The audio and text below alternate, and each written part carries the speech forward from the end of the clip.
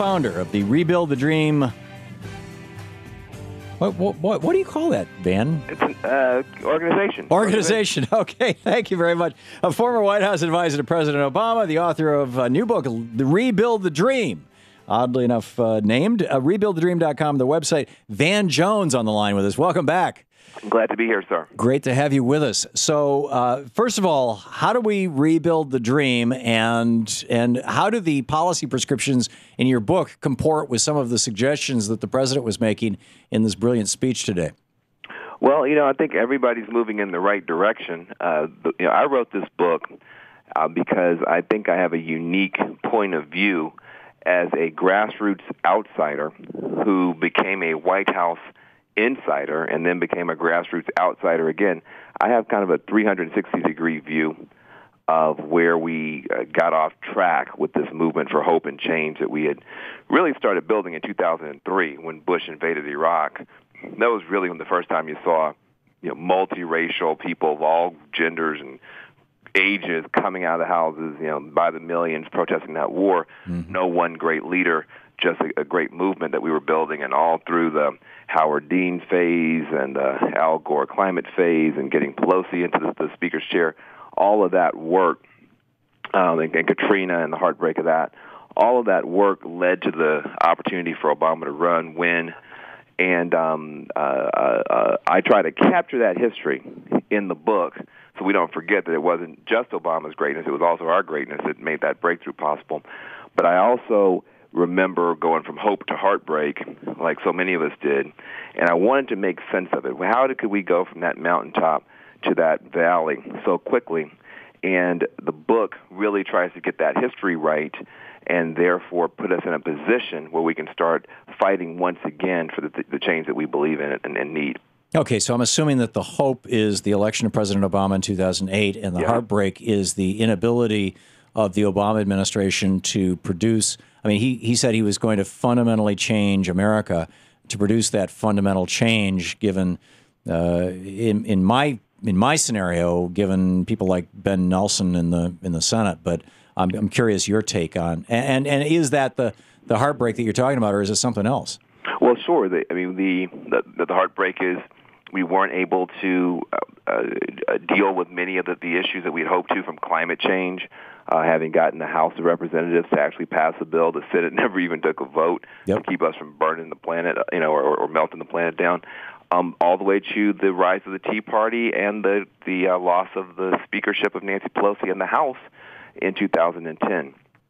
And so, which is not to say that the president didn't achieve a lot, and it's just the hole is so deep that it turned out that just having some of the mechanisms of government power, what we thought was 100% of what we needed, because we had the House, the Senate, and the White House, it turned out that was 1/3 of what we needed.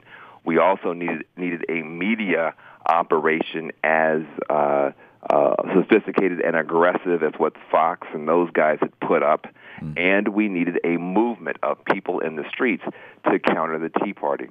The fact that we had not prioritized having that media capacity to talk to the people on a daily basis, not just during the campaign, and the fact that we did not have field a grassroots counter opposition in the streets, peacefully, nonviolently.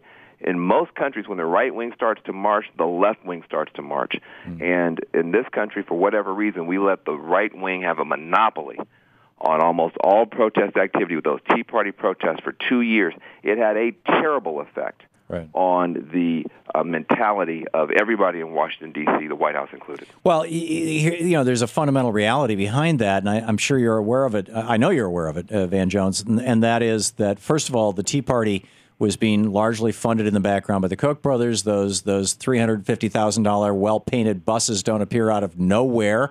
Those $175,000 a day or an hour rental sound stages don't just drop out of the sky. Those permits for big parks and big gigs and things like there was a lot of money that went into this. The two big PR firms in Los Angeles and New York that were paid millions of dollars.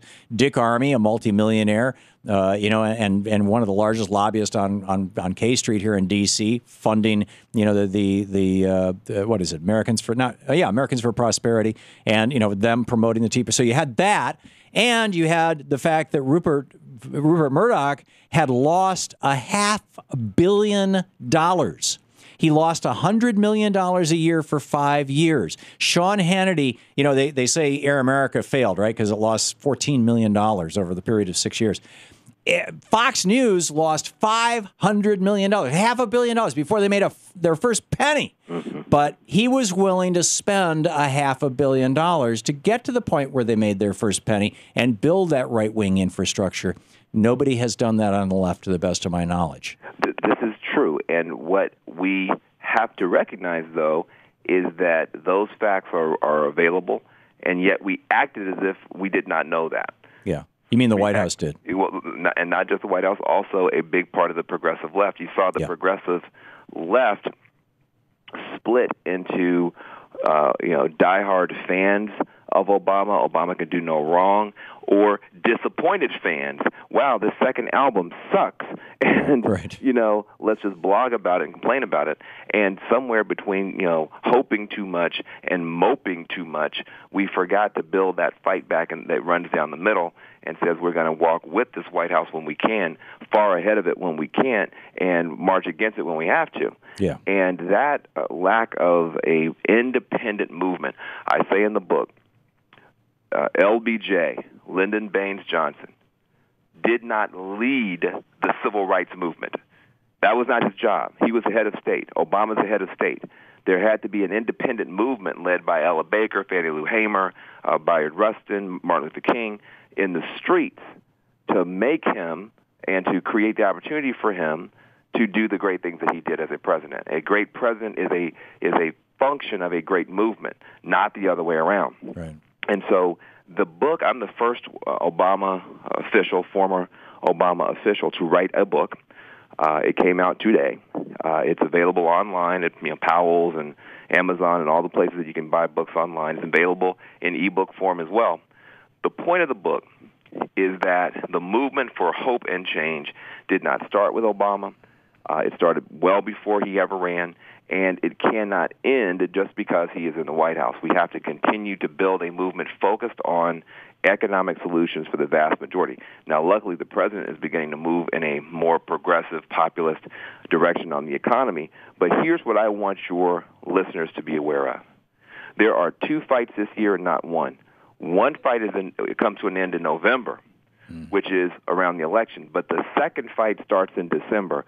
The lame duck Congress that will be meeting about the Bush tax cuts that even while we're celebrating in the streets Obama's victory, we could still be stabbed through the ribcage while our hands are over our head on the key question, which is who is going to pay to clean up the mess that the financial elites made of our country? Is it going to be the 99%, the working people, the middle-class people, the poor?